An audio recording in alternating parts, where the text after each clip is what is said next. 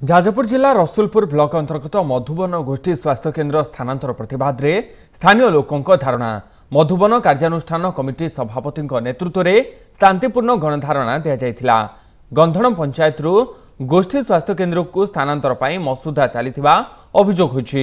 60 वर्ष धरी चली पुराना स्वास्थ्य केन्द्र एवं बड़ कईंची पंचायत को स्थानांतर पर एक व्यक्तिगत जमी में कोठाबाड़ी निर्माण चली।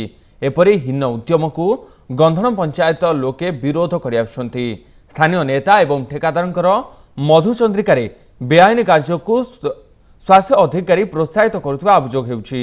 निष्पत्ति प्रत्याहार नहेले आंदोलन को जोरदार कमिटी चेतावनी देछि।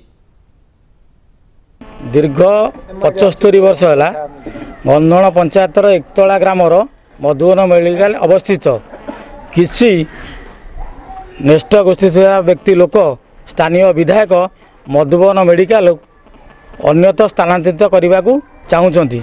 से आम दाबी करुचु मधुबन मेडिकल जो जगार अवस्थित से जगार रहू यह आमर दाबी। पंचायत अन्य पंचायत रे किसी जनकर व्यक्तिगत माने संपत्ति उपर सेठारे घर करी सेटाको उठै नबाकू चाहूँगी।